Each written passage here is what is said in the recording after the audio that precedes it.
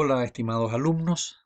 Hoy día vamos a hacer una introducción general a la carta a los Gálatas. Y la verdad es que al hacer esta introducción, lo que nosotros queremos es que, bueno, progresen ustedes en el conocimiento de la palabra del Señor, por sobre todas las cosas. Y, y en esta carta nosotros deseamos que ustedes vayan leyendo, al menos mi deseo es que ustedes paralelamente a estos materiales, estos audiovisuales, ustedes también lean el texto que se les entregó. Bueno, lo primero que vamos a hacer una breve referencia al autor de esta carta a los Gálatas. Eh, yo diría que más del 90% de los eruditos y estudiosos evangélicos sobre la carta a los Gálatas están de acuerdo en que Pablo es el autor de la epístola. Casi no hay disentimiento sobre este tema, así que, y vamos a ver por qué. No es tanto porque haya evidencia externa, porque lo citen mucho los padres de la iglesia, no, sino es por el carácter mismo que tiene la carta. Tiene un toque muy personal paulino y por lo mismo ha convencido, ¿no?, que esta apasionada escritura que refleja la epístola no puede ser otro que el temperamento, el carácter de Pablo el apóstol. Muy difícil que un falsificador pudiera escribir tan apasionadamente. Bueno, el autor se identifica a sí mismo en el capítulo 1, versículo 1, porque ustedes verán que no todos los libros de la Biblia se identifica el autor. Pero aquí sí, claramente él dice Pablo, apóstol de Jesucristo. Se presenta en primer lugar como Pablo y se presenta como apóstol, porque veremos nosotros que dentro del trabajo de los maestros judaizantes, ellos en cierto modo cuestionaban que Pablo fuera un legítimo apóstol. Lo vemos también en la segunda carta a los Corintios. Fue muchas veces cuestionado de que fuese apóstol. Y él dice que no es apóstol como los otros, en el sentido que fueron llamados en el ministerio terrenal de Jesús, pero que fue llamado por Jesucristo. No es que los hombres me hayan hecho apóstol, sino dice, por Jesucristo y por Dios el Padre que resucitó a Jesucristo. Bien.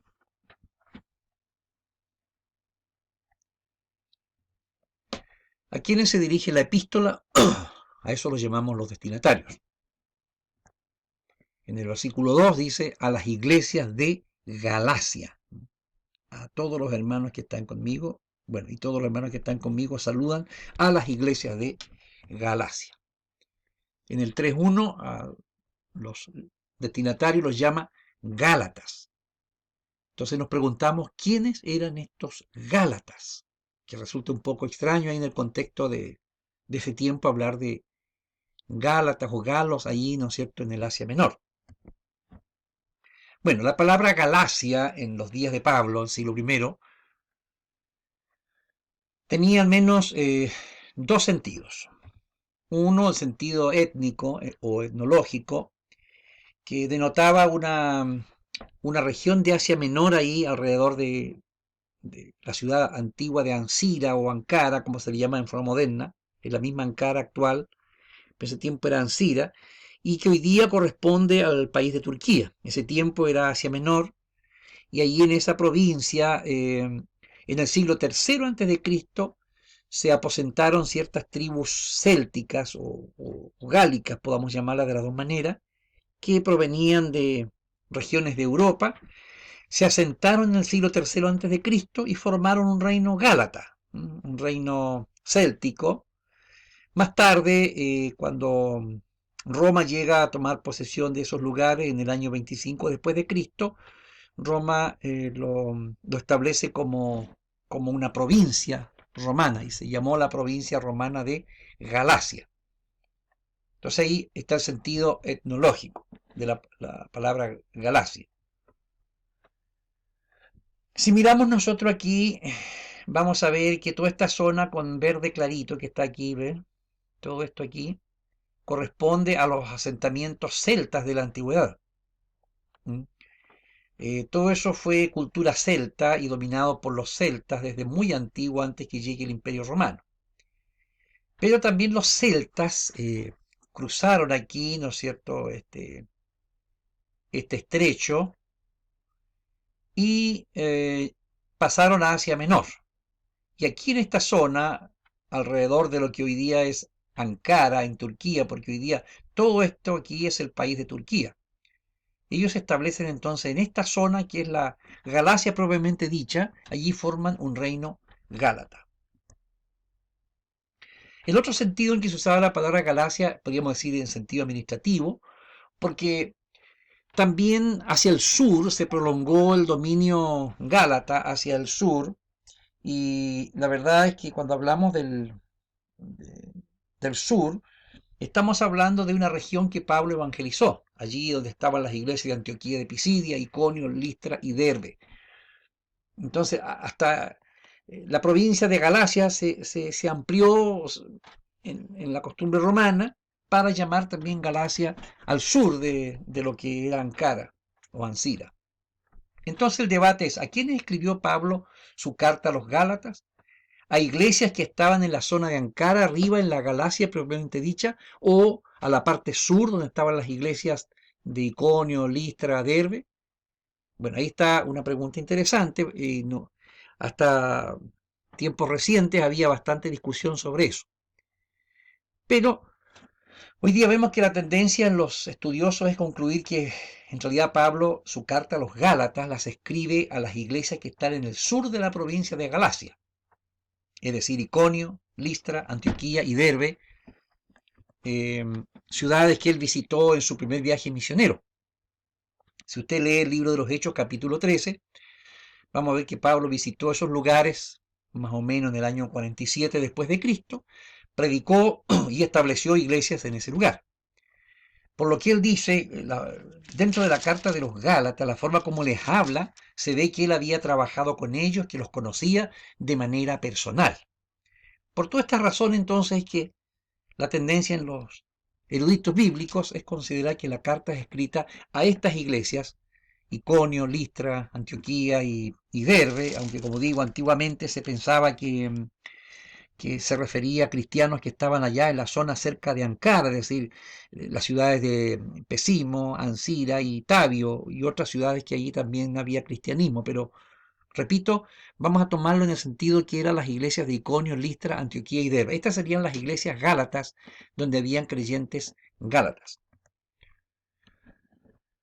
Si miramos entonces aquí este mapa, toda esta zona amarilla, la Galacia estaba aquí, digamos, en esta zona norte primero, donde se establecieron las tribus célticas y formaron un reino gálata, pero finalmente se extendió también hacia el sur el dominio y se llamó provincia Gala, o se llamó Galacia, a toda esta zona donde no habían habitantes galos o célticos porque estaban concentrados acá arriba, pero igual administrativamente se le pasó a llamar Galacia a todo esto. Así que creo que en ese sentido lo usa Pablo no en el sentido étnico, sino que en el sentido administrativo, él le está llamando aquí a Gálatas a los creyentes que viven en esta zona, Antioquía, Iconio, Listra, Derbe.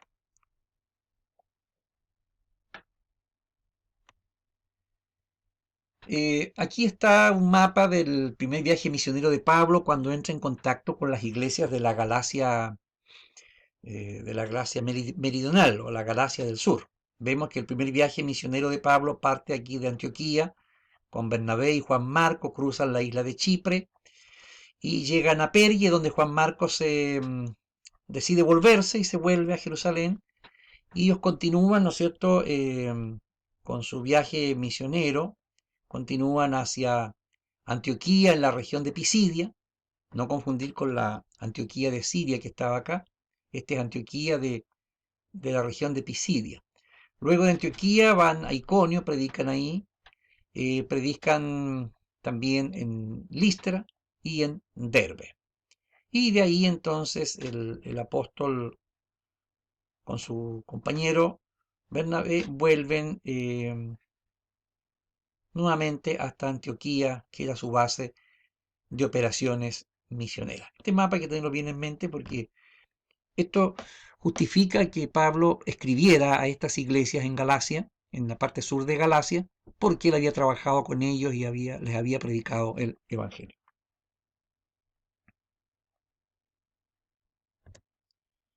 Respecto a la fecha de la epístola, también no ha habido una plena evidencia.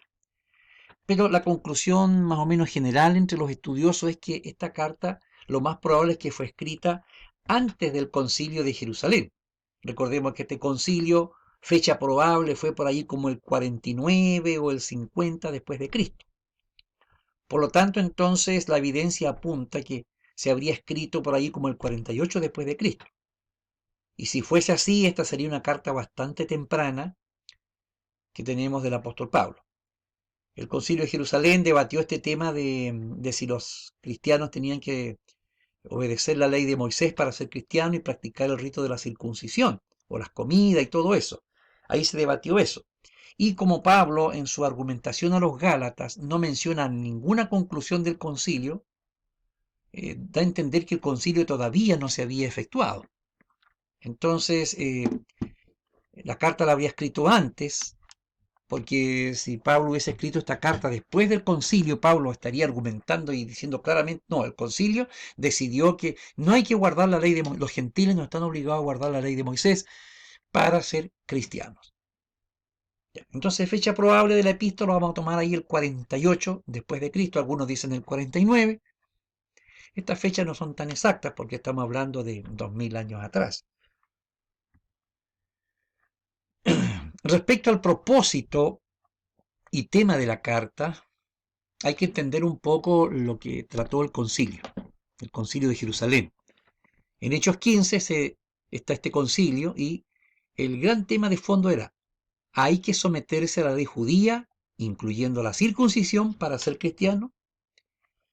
Los legalistas, es decir, los que dijeron sí, hay que hacerlo, los llamamos legalistas. Luego, aquellos que dijeron no, no es necesario guardar la ley ni la circuncisión para ser cristiano, eso es la postura de Pablo y otros compañeros con él, como Bernabé, Pedro, Santiago, que también apoyaron esta misma moción. Entonces ahí está el debate entre Pablo y los legalistas. Los legalistas decían sí a la pregunta. Pablo y otros decían no, la ley no es necesaria para ser cristiano.